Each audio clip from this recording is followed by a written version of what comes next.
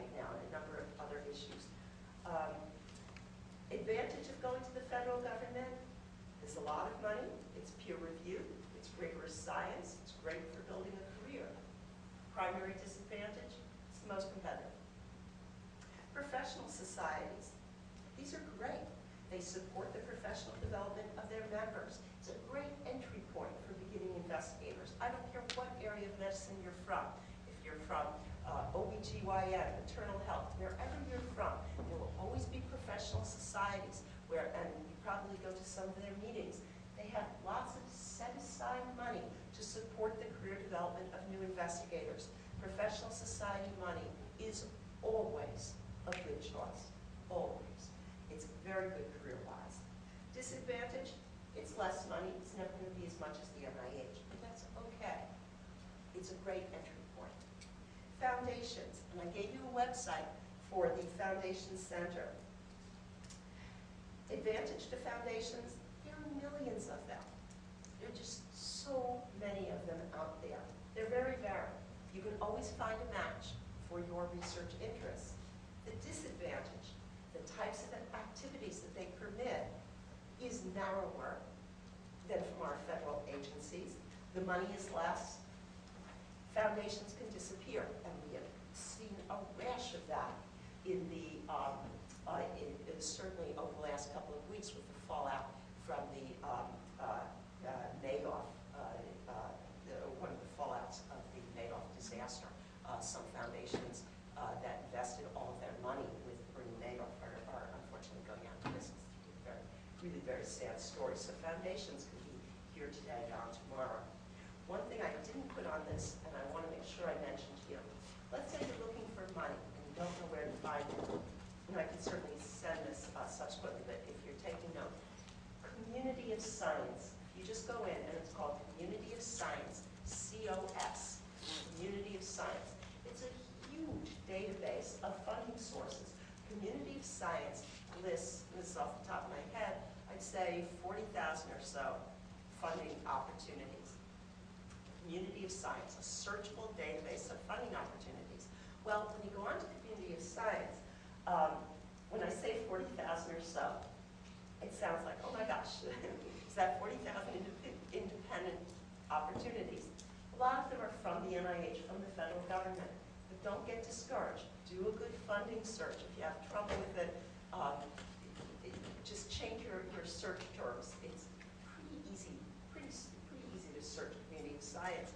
And all you need is one good match for your research. The Community of Science is the biggest database of funding opportunities in the medical and scientific world.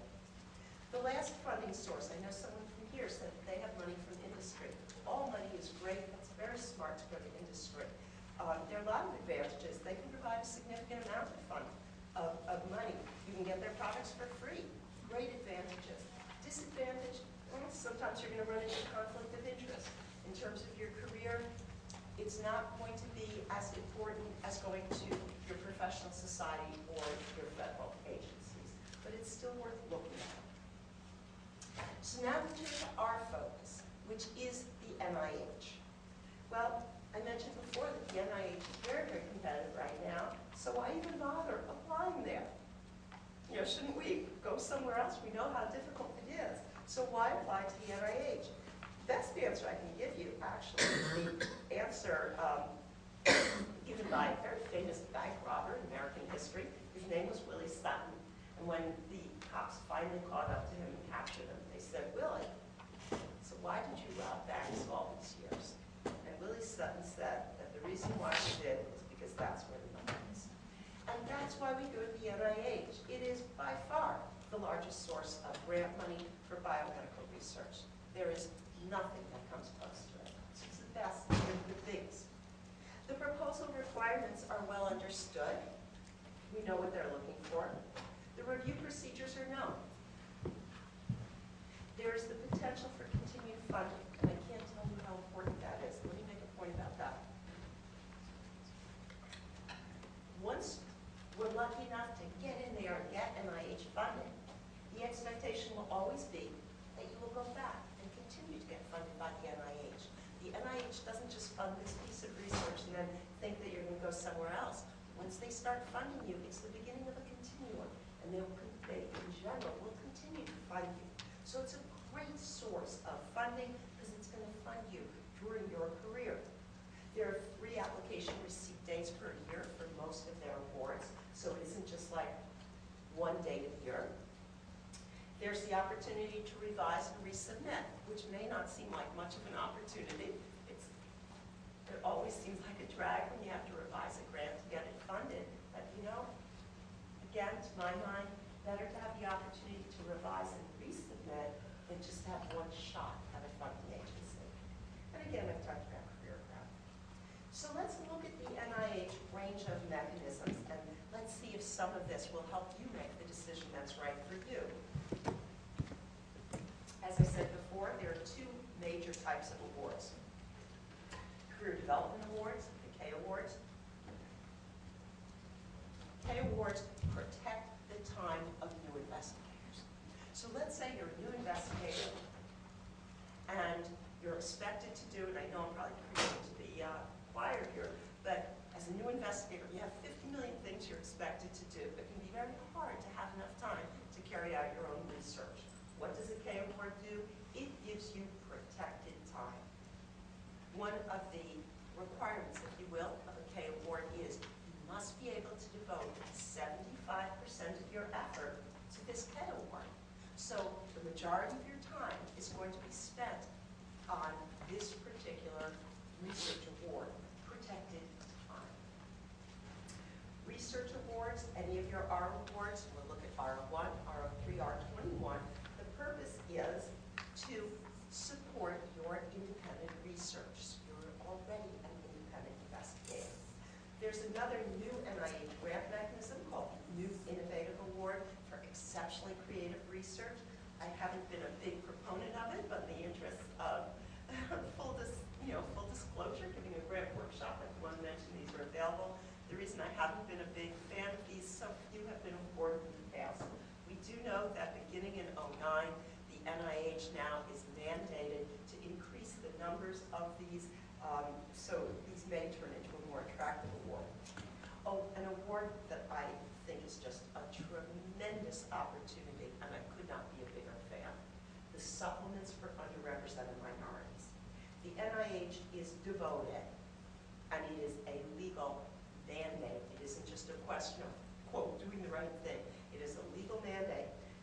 The NIH supports the development of underrepresented minority scientists who are pursuing research careers. This is terribly important. The NIH now has put this front and center in terms of what they wish to fund in the 21st century.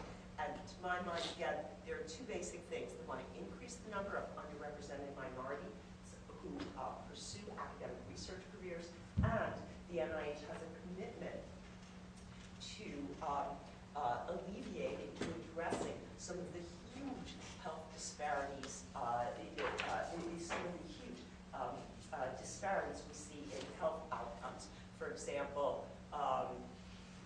diabetes. Again, we used that as an example earlier. Does it have a different outcome in an underrepresented minority population, let's say among American Indians on reservations? Is the outcome the same as among, let's say, a suburban population? The outcome's not the same. So what factors are going to play here? What can be done to try and alleviate, to try and address some of the disproportionate health burden that right now accompanies some of these illnesses in different populations? Huge area. How do you determine the right mechanism for you? Career stage. How many years since you completed your terminal degree? If you're looking at a K Award, in general, and there are a lot of variations on this, the K Awards are the most varied of awards, and I'll say this and say it 100 times. If you're thinking of a K Award, you want to talk to a program officer from the NIH, and I'll show you how to do that. It's terribly important that you do that, because each institute at the NIH, and there are 27 institutes, each K Award really varies from one institute to another. You would think they would be uniform, and they're not. They're very, very varied awards. So in general, it should be no more than 5 years since